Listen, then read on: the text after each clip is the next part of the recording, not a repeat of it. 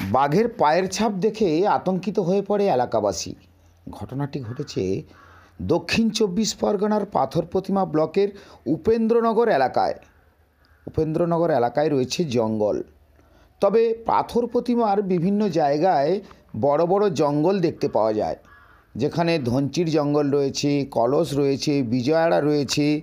তবে গোসাবা ক্যানিং যেদিকে রয়েছে তার তুলনায় এদিকে জঙ্গল কম হলেও বাঘ কিন্তু এখানেই বসবাস করেন।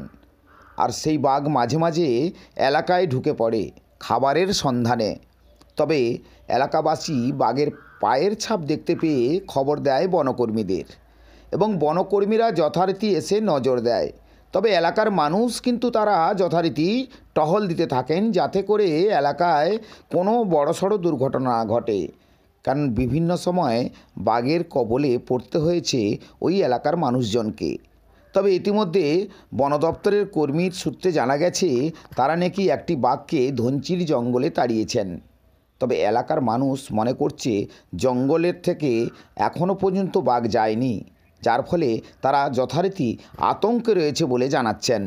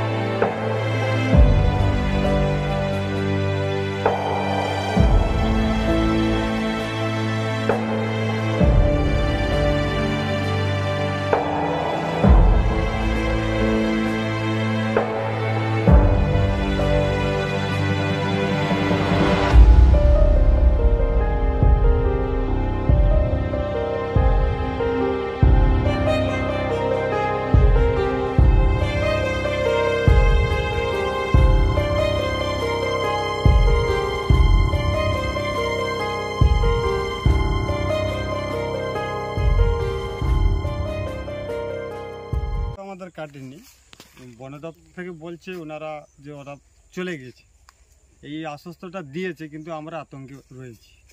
কেউ আসবে না, কিন্তু তার জন্য ওনারা বলেছে খুলে নিতে, কিন্তু আমরা খুলে নিয়েছি। তার মধ্যে খুলে নেওয়ার জন্য আরো আতঙ্কে আমরা আছি। এই রাতে কি করবেন আপনারা ভাবছেন? রাতে ওনারা কি করে, ওনারা ডিউটিতে থাকবে কি ওনারা বলবেন। আপনারা কি করবেন? আমরা তো আতঙ্কেই এই মুহূর্তে রয়েছি। আপনার নাম? আমার নাম শেখ সালাম। তো বলছি যে বাঘ এখনো যায়নি, ওরা মিথ্যা কথা বলছে। ওরা বলছে যে বাঘ পার করে, আজকে বিগত 3 মাস ধরে এটা চলছে, আমাদের নদী খালে গেলে সংসার চলছে। তো ওরা এরকম করছে, দিনের পর দিন এসে এখানে ঘাটে নৌকো দিয়ে একটু আধটু ডিউটি দিয়ে বলছে বাঘ চলে গেছে, এ করছে ও করছে, অনেক কথা বলে ওরা চলে যাচ্ছে। আমাদের ভয় তো, আমাদের নদী এলাকায় বাড়ি, মানে আমাদের ভয় তো কোনোদিনও কাটবে না। তারই মধ্যে আমাদেরকে বাঁচতেও হবে, থাকতেও হবে, সারা চোখ চারিয়ে আমাদেরকে সংসার চালানোর জন্য নদীতে যেতে হবে। কি বলবো, ওনাদের হয়েছে, ওনারা খুলে নিচ্ছে, আমাদেরকে ভয়ে এতে বাস করতে হবে, থাকতে হবে, দেখতে হবে। আর কি বলবো ওনাদেরকে। লাইট তো খুলে নিচ্ছে আপনাদের, তাহলে আপনারা রাতে কিভাবে থাকবেন? এখন যেরকম রোজ ভয়ে ভয়ে থাকছি এরকম ভাবেই থাকতে হবে। এর থেকে তো আমরা আর কিছু বলতেও পারবো না। আমরা কি তাদের উপরে কিছু বলতে পারবো না? আমরা সাধারণ মানুষ, আমাদের পেটে বিদ্যা নেই, বুদ্ধি নেই যে আমরা বেশি কিছু তাদের উপরে কিছু বলতে পারবো। যতটা আমাদের বলার আমরা বলবো, এবার যেমন আমাদের থাকার আমাদেরকে সেভাবেই থাকতে হবে।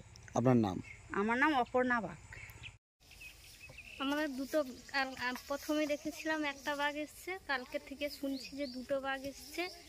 একটা চলে গেছে দক্ষিণে এবং একটা এখানে আছে।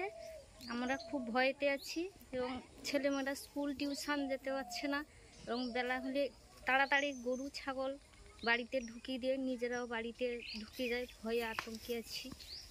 পুলিশ? হ্যাঁ, এমএলএ এসেছিল, প্রশাসন এসেছিল। কিছু বলে গেছে, কিছু করছে?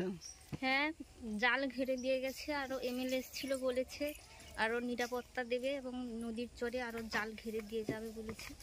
হ্যাঁ, টলদারি দিচ্ছে, অনেক লোক এসেছিল। এখানে রোজ ডিউটি দিচ্ছে।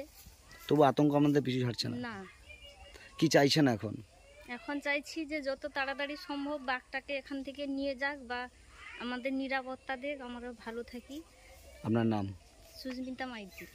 কারণে আর একটা যে বাঘ দেখা গেছে সেটা আর একটা হতে পারে, অথবা এই বাঘও হতে পারে। সেক্ষেত্রে এরা পরে এসে ওইটাকে ধনচিতে ঘেরা আছে সেটার মধ্যে ঢুকিয়ে দিয়ে তারপরে এটা যেহেতু ঘেরা আছে সেটা হয়তো আগামীকাল এটা আবার পর্যবেক্ষণ করা হবে। চাষিরা আছে ওনারা মোটামুটি সাবধানে থাকবেন। ঠিক আছে, মনে হচ্ছে বেরিয়েছে অথবা হয়তো আছে, এটা আমরা মানে এই মুহূর্তে বলতে পারবো না, কারণ হচ্ছে বনকর্মীরা ওইটা নিয়ে ব্যস্ত, এটা আর ওই পর্যবেক্ষণ করার মতো সময় পায়নি। একটা বাকি ধনচিতে চলে গেছে মনে করছেন? হ্যাঁ, চলে গেছে, ধনচিতে চলে গেছে। ওটা ধনচিতে ওরা হচ্ছে এ করে তাড়া করে ওই ধনচির যা জাল আছে ওর ভিতরে ঢুকিয়ে দিয়েছে।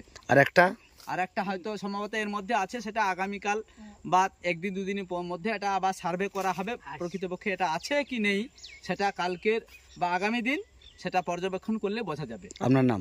আমার নাম চিত্তরঞ্জন মাইতি, আমি একজন প্রকৃতি বন্ধু, WWF ইন্ডিয়া।